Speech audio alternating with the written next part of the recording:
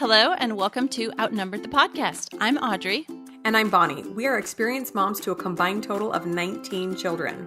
In our weekly episodes, we explore relatable topics using our perspectives of humor and chaos. Tune in for advice and encouragement to gain more joy in your parenting journey.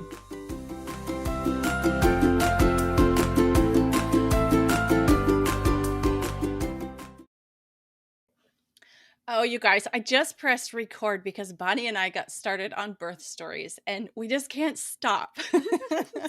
So that's our topic today is we want to share with you some things that we did to make the combined, 19 births we have done? 18. 18. One of yours is twins. 18 births we have done. Like, why after the first one did we, sign up for this again? And because, and we want to talk about specifically about pain during labor and birth and what we did to make our births less painful. Yes, this is a really curious topic, especially for those who have experienced a birth and think, why in the world would you ever sign up for a birth without medication? They think, pain is something to avoid at all costs. So we're going to dive into that a little bit and talk about one of our favorite subjects. We'll try to keep this short and not talk about birth all day long, right? Yeah, good luck. We might have to split it into 2 episodes or something once we get rolling.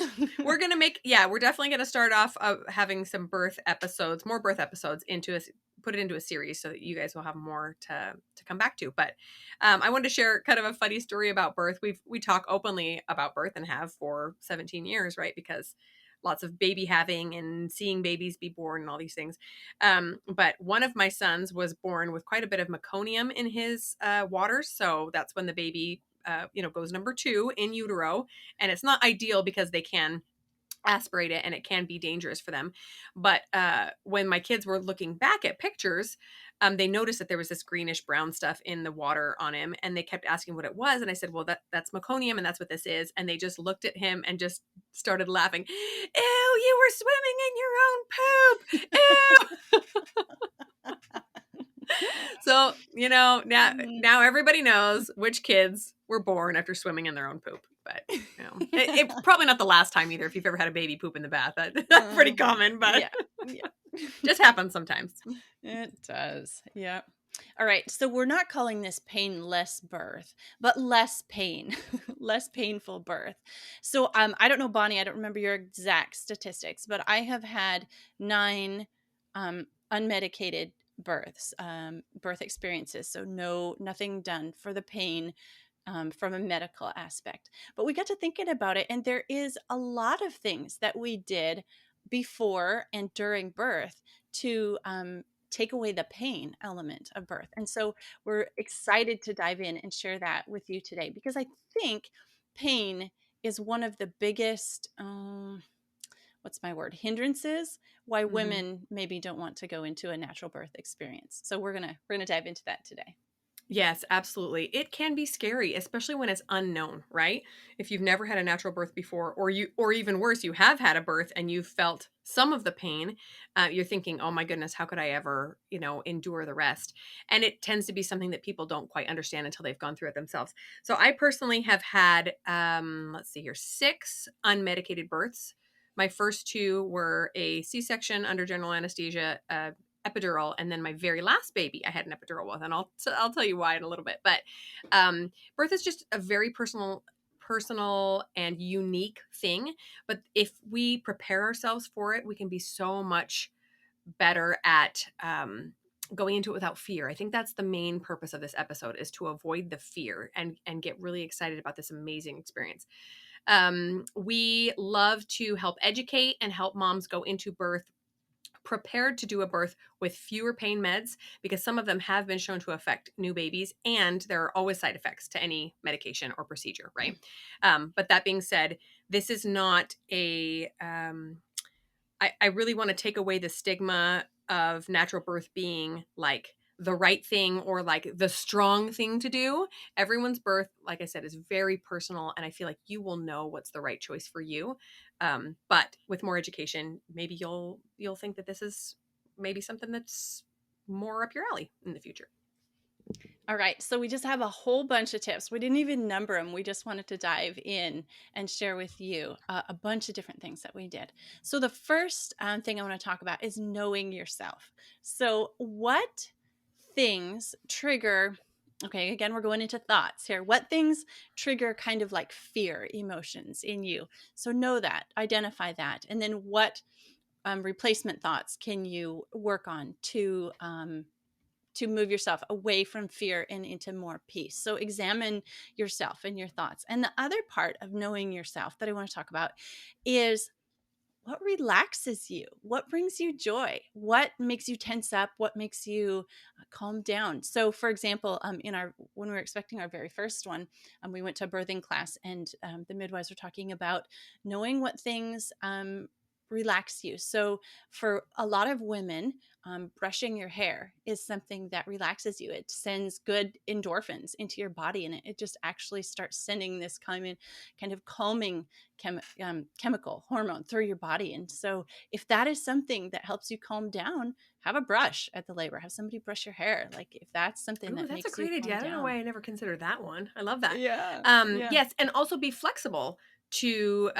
changing things up if it doesn't work for you. So, for example, one thing that I thought for sure I wanted was some really peaceful, calming music. I love Enya, and so I made a whole playlist with Enya and similar type calming tracks. And when birth really started getting difficult with my first natural birth, I turned it on, and immediate was like, no, no, no, no, no, no, that can't, I cannot have that on. Turn it off immediately. Like I realized that I needed to kind of get in this zone, and the music was very distracting to me. So make the plan the best you know how for what has helped you in the past. But once you've had a birth, using some of those techniques, you might change your mind. Yeah. yeah. Another thing is like candles or essential oils. Are there certain smells that help you calm and de-stress? Candles, do you like that? Do you not like that? So just like Right. examine yourself, turn the microscope on yourself. What makes me feel good? What makes me chill? Yeah. And water is a huge one, right? Which is why Audrey and I have had so many water births. It just relaxes you. It makes things easier, makes your skin supple and easy to let the baby out. It's just pretty awesome. Our next tip is to work on destigmatizing this birth experience. Okay. I don't know if you're aware of this, but literally every person on the planet has to go through birth. So it's not really an unusual thing. It's a pretty normal thing, right? As in 100% of the people on earth go through it in some form or another. And about 50% get to experience it. Maybe not 50 because not every woman has a baby, but a lot of people experience this experience in one way or another, either being born or giving birth. So it's time for us to stop acting like it's this really bizarre, weird thing or this really scary medical emergency. Another side note, birth is not a medical emergency. Okay. It can become one if things go awry, just like any natural event, right? Um, but it is natural, it is normal, it is supposed to happen. And I always use the metaphor of it being kind of like training for a marathon. So people who go into birth without any physical or mental preparation and end up having a birth without medication and feeling all the experiences, they think it's horrible. Right? Very often in my experience, I found that people who go in unprepared think that it's awful. They'll never do it like that again. Because imagine lacing up your shoes today and running 26.2 miles, right? It would be pretty awful because you have no training and no mental, your head hasn't been wrapped around it. Your muscles are weak. Your endurance is bad. You're probably a little chubby if you're like most of us. You've eaten too much chocolate. You're not prepared. So I've always used this metaphor because those who do prepare and do the mental and physical work to be prepared to run a marathon come out of it and say, that was the hardest thing I've ever done, but it was incredible. And that's kind of how we feel about birth. So there's your little side note if you need help just changing the mindset on it.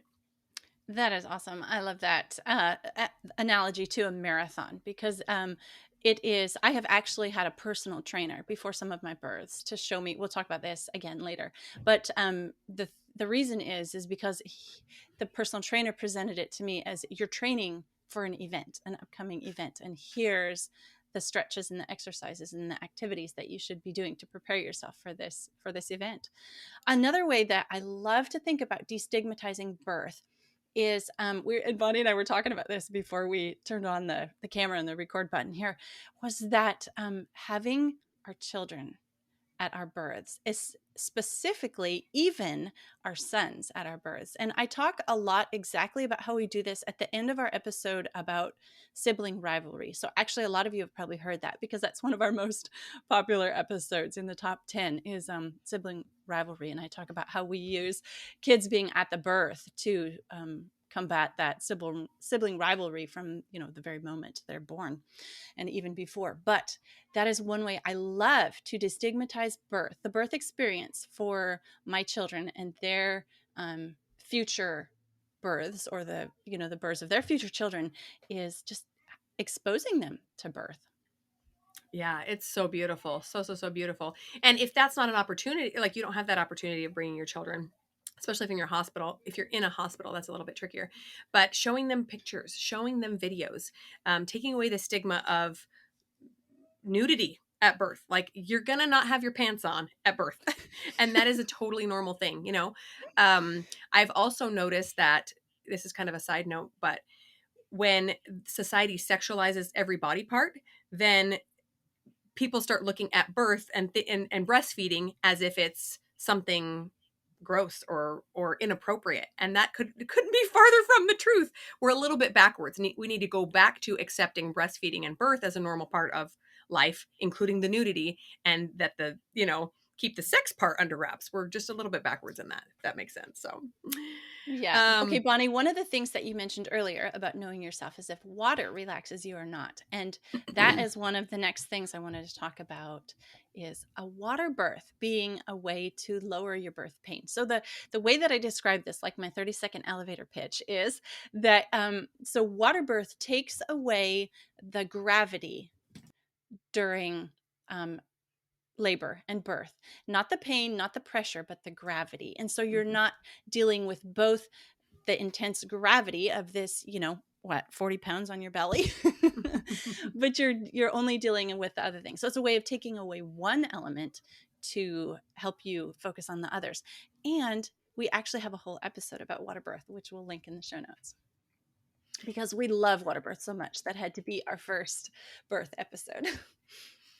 Yeah, and as a side note about inviting people, including young children, to birth, if you are in the water, especially if you give birth in the water, it kind of acts as a little bit of a filter. It makes things just a little bit more more family friendly. It's not quite as intense. My husband has always said he's been there for both just typical births in a bed as well as water births, and he says, "Yeah, I by far prefer the water births. It's just not quite as intense. Oh, There's that's so smell and blood and all that stuff right in your face." that's so funny, because I've had one non-water birth and I didn't clue into this till afterward, but my husband was so excited that it was going to be a birth that wasn't in the water, because he was like, afterwards I was like, you were really excited about that. He says, yeah. He says, I've never been able to see the birth happening before. Yeah, yeah, that makes sense. Yeah, that makes sense. I think my husband was just not fully prepared. It was our second birth, and he was right down there, and he was like, "Oh, I didn't expect it to be." I think maybe he got a little woozy, and he didn't want to admit that. And he wasn't even the one doing all the work. Yeah, yeah. So that can be a little bit easier on younger kids if you're nervous about that. Definitely. But we just love water birth. It's miraculous. I mean, think about when you're pregnant, getting in a pool, just how that feels, right? It takes all the stress off your joints and your poor ligaments and that belly that's carrying so much weight around. Doing birth that way makes it just wonderful, so much more wonderful. Okay, so another tip we've got for you guys is hypno birthing, one of our favorite ways to prepare for birth. This is a whole program designed to educate moms on how to kind of tune into their bodies and their minds and get into a good space to give birth naturally. So it involves you can go to an actual physical class and be taught by a certified hypnobirthing instructor. You can just download some of their tracks. They have both music and affirmations that you walk yourself through. So we did go to, for our first natural birth, we did go to a course in person. We're taught all of the techniques, which was really great. And then for subsequent births, I just downloaded the affirmations again and all of the the soothing, calming tracks and listen to those during birth, and then I'm sorry, during pregnancy, and then also during birth. So really wonderful tool. I have to say, I have watched your birth video of maybe it's your eighth or ninth, where you were hypnobirthing, and you were like the most relaxed creature on the planet. It was pretty amazing. Yeah, you know, when you just say hypnobirthing, a lot of people are all like, okay, woo woo, freaky, weird stuff. There's not real hypnosis involved as far as I understand, but you are just really tuning into this relaxation, you know, this place that you can go to keep yourself as calm as possible. Because the thing with birth is that the first thing we do when we feel pain is we just clench. We clench up. That's our resistance to it, right? Just like we've talked about in thought work, right? It's all about eliminating the resistance. And if you can do the same thing for your body, all of a sudden birth is a lot easier because you're not clamping down the muscles that need to relax and open to let the baby out. It's kind of a tricky concept there to figure out, but once you do, it makes things so much simpler. All right. Next up, I have a suggestion. Surround yourself with women who have birthed. So these are like success stories. And I was thinking actually at the birth when I wrote this down. So like doulas and midwives and women, maybe your doctor is a woman who has given birth, but having women around you who have birthed was just really kind of a mental relief for me. Hey, all these women have done it. They've done it multiple times. At one birth, I had the midwife and she had two assistants, and then I had somebody there who was helping, supervising my kids, taking care of them. And I just looked around at all these women and I was like, wow, this is amazing. There's so much birth, so many births represented here in this room. But then also, this is something that can be done, and we're going to talk about this again in just a second. But leading up to your birth, through your pregnancy, surround yourself with women who have birthed. Yes, birth is one of those moments that can feel extremely isolating and lonely. And I remember thinking the same thing at my birth. I know many women who have birthed successfully and had many conversations about birth, but I remember at one specifically looking at my midwife and thinking, if she could do it, I could do it. Right? Just because she was the only person I had my eye on right then that I knew had gone through this successfully. And if she could, then I could make it too. Yeah, I love that. Our next tip is to surround yourself with, like you said, positive affirmations, whether you're giving them to yourself or other people are speaking them, and also disallow people to tell you negative horror stories about birth. Everyone wants to tell the horror stories. They're more exciting, right?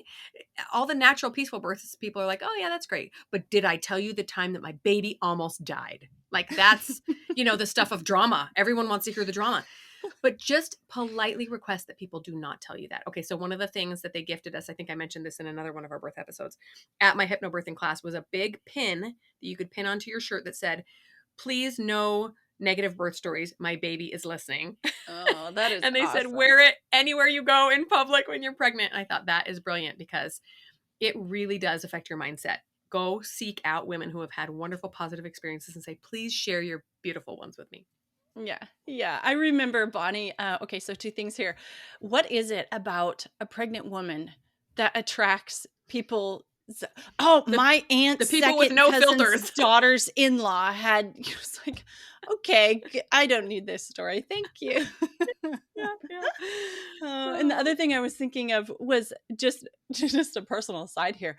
Do you remember, Bonnie, when you were getting ready to give birth to your ninth, and I had just given birth to my ninth, and I'm kind of a recluse and I don't share my birth videos online, but I remember on a Zoom call with you, or maybe on a Zencaster here, I held up to you my video and I showed you the video my husband had taken, or one of my kids had taken, of me giving birth, and I was like, see, Bonnie, see, because I was like 2 weeks ahead of you. Yeah, yeah, And I remember you saying at that time, okay, all right, I can do this is yeah, good, I can do this. yeah. Yeah, and I will say that, at least for me personally, even though I had many experiences giving birth, there is always some anxiety and there is always a little bit of worry that comes at the end, because every baby is unique and every pregnancy is unique. So please don't give yourself a hard time if you're experiencing those emotions, but don't let them run away with you, right? Work through them and tell yourself, yes, sometimes bad things happen, but it won't happen to me. My baby is prepared for birth and I am prepared for birth, and it's going to be beautiful and wonderful. And you speak those things into existence. Yeah. Yeah. I think I definitely agree with that 100%. I think I am Probably got a master's degree in anxiety before birth. Like I got that one down. My midwife actually, I was talking to the so I did have some stress before one baby that I needed to give birth to at the hospital because there was a complication. Another example of just really listening to your intuition, right? And that midwife at the time, I talked to her a little bit about my anxiety, and she said, weirdly, the moms with a lot of kids tend to have more anxiety as they give birth more and more. And I thought, well, that's not very fair. We should get more chill. So it's not unusual for it to be, your fourth or fifth kid and think, why am I still worried about this? Why am I still stressed out about this? That's, I think, just a mama bear instinct and Yeah. totally Yeah. normal. Yeah. And the thing that I've always had happen to me is once birth hits, I enter the zone and like all the anxiety is Yes, gone. There's nothing totally. left. Right. Yeah. You have work to do, right? Yeah. All right. Another thing that I would suggest is watch an animal give birth live in person if possible. Now, here on the farm, we have, goats and calves and rabbits and things being born, kittens all the time. And so I and the kids actually have quite often opportunities. But if you don't, there's YouTube. Okay. You can Yeah. find it out there. But here's the thing. 99.999% of animals have unmedicated natural births. And so the thought here is animals were created to give birth. Why are humans any different? And so watching an animal just buckle down and do it, and I don't even think, I mean, like animals don't speak, so we don't know, but I don't know that pain is a word in their vocabulary, if I can use that terminology. Mm-hmm. Like it's not part of the equation. It's just now it's time to give birth. Now I'm giving birth. So Mm-hmm. just enter that zone where you're thinking about, okay, animals can and do it every day, all Mm-hmm. the time, unmedicated, and pain isn't an issue. So hey, Right. we're humans, we're a higher being, we can do it too. I would also say that it was probably the case for humans for thousands of years until we got acetaminophen. And all of a sudden we're disconnected from our pain. We don't feel pain ever, right? If we have pain, something is wrong and we go to a doctor and we get medication to fix it. And I don't know that always works in our best interest because we've come to associate pain with a huge problem. And granted, pain is supposed to be telling our bodies when something is wrong. Like, please don't keep bending your arm this way because it will break. That's pain saying, warning, warning, something is not right here. Um, and yet there are so many instances of pain in our lives that are necessary and vital to live a healthy, happy lifestyle, like giving birth, like exercise. There should be a certain amount of discomfort and pain there, but we're just not used to it anymore. We live these cushy little lives behind our desks with our aspirin. we kind of ignore our body's signs and when our body's trying to tell us something sometimes, which is not always a great thing. Okay, one other thing I wanted to suggest is visualization. So they talk about this a lot in hypnobirthing is get yourself, and again, it sounds kind of crazy, but there is actual research that shows that when you visualize something that you're going to be doing and you visualize it the way you want it to happen, it happens that way. This is sports psychology. Sports athletes do this all the time. They sit there and they meditate and they visualize themselves doing it over and over and over and over exactly the way they want it done. And their mind then connects with their muscles and it gets it done just like that. It's amazing. And so I spent so many nights in bed late in pregnancy just visualizing how it was going to happen. And I mean, you can make up the stuff that you don't know how it's going to happen, like who's going to be there, maybe if the midwife's going to be there at this point or at this point. You just kind of decide how you want it to go. And you just tell your brain, and then my husband's going to come down and he's going to rub my back and I'm going to breathe through it and it's going to be beautiful. My baby's going to come out and we're going to be so happy, right? And you just do that over and over, and include in that all kinds of wording that is going to make you feel strong and capable. I can do this. I was made for this. My body is strong enough. My body, whatever words help you. And then your body just becomes it. It's pretty amazing.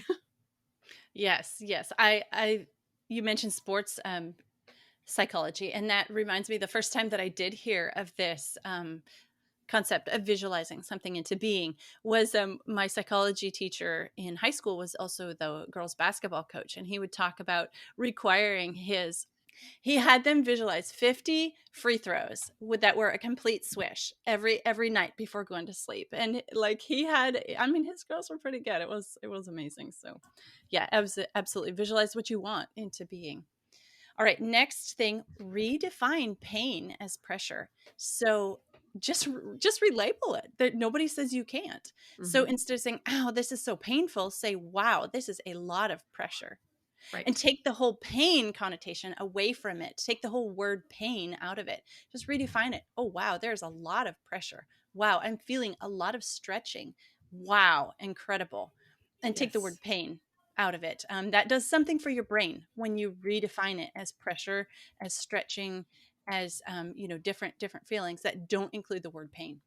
Yes, absolutely. Think about things like stretching after a really intense workout. It hurts. It hurts, but you push through that because you know that it's a good pain. It's something that is making your muscles stronger and healthier.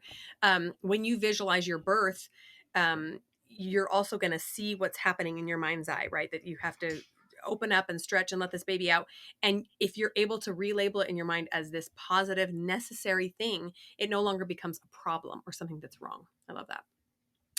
And then continue to practice these relaxation techniques, like we mentioned in hypnobirthing. I personally love to include a lot of exercise, specifically strength training in pregnancy and continuing through late pregnancy, because I really feel like when I am stronger, I am more capable of getting through this quote unquote marathon, this really hard physical job that I have to do to bring my baby to earth. Um, and that for me has just been a really, really powerful experience to make sure that my muscles are strong, and it helps my mind and everything else get ready for it. Oh, yes, I agree with that 100%. I think in our episode about pregnancy, this didn't, in the second episode, I think we both talked a lot about exercise in there, but I see it as my responsibility to train for this Mm-hmm. event, this upcoming event.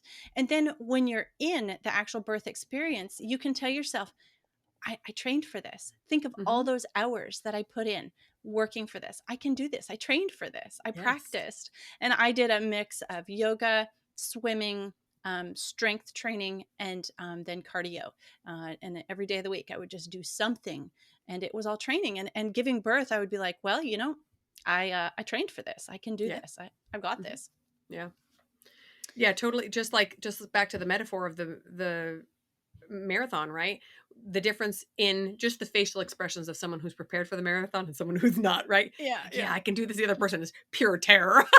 Like, I cannot do this.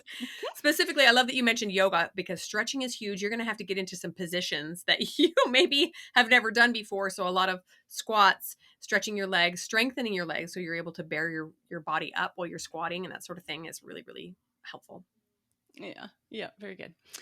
All right, next thing, another visualization thing is visualize yourself opening. So, one trick that my midwives taught me is never clench your mouth. Like, apparently, the muscles of your sphincter and your bottom and your underside where the baby comes out is all connected to your mouth. So, actually, Mm. open your mouth when when you're pushing or when you're feeling pain, and that all helps those muscles open and relax too. And so you visualize yourself opening, you visualize your baby moving down, you visualize like a river flowing, you can visualize these contractions as water, as surges. Here's a wave and then it recedes. And so some visualizations that include yourself opening. Yes. I think hypnobirthing talks about a rose, a blossoming rose, right? Um, a side note, little TMI side note. We've recently had a couple of kids that have struggled with constipation.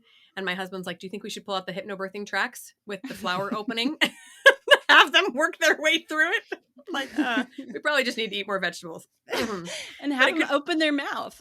yeah, have them. Oh, they're yelling usually. So I think that's Hmm. probably not a problem. No.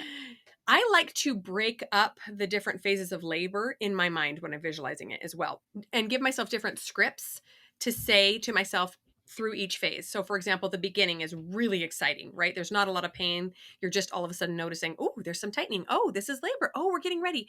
And so I tell myself things like, I'm so excited for my baby. I am capable and strong. Let's do this, right? And then the middle phase where things get a little bit more intense, you have to start breathing through contractions and moving a little bit more, and you can say things like, wow, things are really amping up, so the pressure's increasing. I'm so prepared to use all these tools that I've gotten in my tool belt. And then the end, right when you think you can't do it anymore, you tell yourself, this is it. In no time I'll be holding my baby. I was made for this. All of the positive mantras you can come up with to get you through that last home stretch before you get to hold your baby. Those are great mantras. Speaking of mantras, I have a one that I use a lot, and this is through my pregnancy, and often whenever those anxiety things come up, and I say the words, I have a high pain tolerance. Because here's the thing, you can't actually feel anyone else's pain. So why not redefine your pain level, your pain tolerance as high? Yeah. In comparison to somebody else, who knows? You can't feel anyone else's pain. We'll never know. Yeah. Exactly. So you have permission to define your pain tolerance as high. And would say that all the time to myself whenever those anxiety thoughts about pain would come up. I have a high pain tolerance. I Doesn't matter. love I I have a high love pain that. tolerance. Yeah, and just goes so far to show you how much your thoughts will either help or hinder you in that moment, right? You've told yourself, "This is who I am, and I can do this because I have a high pain tolerance. Bring it on." Another one that I mentioned briefly before was, "I am built for this." I love that one. I am built for this. I was designed for this, and I cannot wait to do the work necessary to meet my baby. Because there will come a time, and it may be a little bit alarming to realize, oh, I have this really large belly and there's a baby in there and there's only one way out. And I have to do the work to get there. And you're like, oh, shoot, especially if you've done it before. Oh, boy. All right. But with adequate preparation and good thought processes, you can be fully prepared standing there going, yeah, I've done the work. I'm ready. Let's do it. Yes, absolutely. I think if you look in the right places, you can find statistics on how many women's hips are actually too small to birth the babies that are inside of them. And it's such a tiny increment of women. Like your body won't make a baby that's too big for you to deliver because it would kill you. I mean, Yes. before doctors and hospitals and all that, it would kill you. Right. So your body That would be won't the do end of that. your line. So it would not make sense for biology to allow you to. Yeah. It's- And thank goodness, I just have to say, I had a C-section. Thank goodness for modern medicine. There are emergencies. I will also say I'm not 100% convinced now, knowing what I know, that mine was an emergency, but that's a different conversation. I will just say that thank goodness for all these medical interventions when necessary. I will also mention, I wanted to loop back at that I said earlier on that my last baby, I did end up with an epidural on. And this is just another reminder that how you choose to birth your baby does not define you. And it doesn't make you a better or worse person if you choose to feel the pain or if you don't. At that time of my life, that is what I felt that I needed. And it was a wonderful, beautiful experience. And I'm so grateful for it. So that is our side note to say, if you want this, you can do it. You are 100% capable. And if you don't, that's okay too. Yeah. Yeah. I wanted to loop back to what we were talking about birthing big babies. So I have had some enormously large babies. And I'm not like, I don't think I'm a huge person myself, but to have babies with the head circumference and the amount of weight that I've had, actually, when our second was born, he was 10 pounds 6 ounces, and he was born and he unfolded, and we all looked at him and we said, there's no way this just came out of me because it was so huge. And the midwife said something to the effect of, yeah, probably you would have been told that, by a doctor that you wouldn't have been able to birth this, but you did. Look, Mm-hmm. you did. Mm-hmm. Mm-hmm. So I just believe in yourself. Yeah, love that Yeah. one. Yeah. Okay, the last tip, and we have some homework for you if you are getting closer, wanting to look more into this, is follow women who believe in pain-free birth or natural birth or Mm-hmm. unmedicated birth. If this is something you're interested in, again, going back to the surround yourself with women who have births, but follow women who believe this and who are educating other women about this. So we're going to link some in the show notes. Two I thought of was pain-free birth and the birth hour. That's a podcast also. And these women post women giving birth every day Yes. on Instagram. It's beautiful, natural births. And I know this pain-free birth lady has an actual course that she teaches women how to probably do all these things that we've just talked about on getting yourself more toward a pain-free birth, because you are going to have a lot of people who tell you their horror stories and tell you their pain stories and kind of induce this anxiety in you. And so you have to make an effort to find the women who Mm-hmm. will help and educate and inspire you for the more pain-free natural side of things. Yes, absolutely. Two other accounts I like to follow are Home Sweet Home Birth. She is a really fun midwife and does some little dance reels every now and again, who talks a lot about, managing pain in these more natural birth scenarios. And then the Birth Story podcast, another really awesome podcast and account you can follow on Instagram. One tip that I forgot to mention earlier is this. We talk a lot about home birth because that's one of our favorites. Well, Audrey's favorite, obviously, the only one she's done, and probably my favorite way of giving birth. But I will say that if that's not in your plan and you plan to give birth at a hospital, do some research into what is allowed at the hospital, what your doctor recommends, and some good pain coping strategies. So, for example, you might have all the plans in the world to give birth in water, and you show up at the hospital and they say, sorry, we don't do that, and then your major plan for coping with pain is gone. So really be educated, and that might even lead you to changing providers. You might even decide, no, I want to go to a birth center or stay at home instead because they're not allowing me to give birth squatting, which is really uncommon in a hospital. You're almost always flat on your back, which is a really uncomfortable way to give birth. So just be aware of that. Educate yourself on what is allowed and what isn't at your birth venue so that you know what you can do and prepare accordingly. Uncomfortable and unnatural. Things Yeah, don't. you actually close Gravity. up laying on your Yeah. back. So Gravity yeah, is not great. going to help you. All right. So we hope this podcast and our excitement about this topic have really helped you and inspired you. If you personally are done giving birth or not, not interested in this, would you share this episode with somebody who might be or somebody who is? I think that it's a responsibility of us women to change, to destigmatize the birth and to change the whole story, negative story that surrounds birth. Because ladies, we were created for this. We can do this and we can make it beautiful. And let's do that for each other, for our children, for their children, and for everyone we know. Thanks for listening, friends. Click the link in the show notes to subscribe to our email and never miss another episode. Show us some love by leaving a review on iTunes or sharing the podcast with a friend. Thanks for all your support. We'll talk to you next week. The girls on his team to each visualize 53 free throws. 53 free throws. 53 free throws. Say that 3 times without messing up.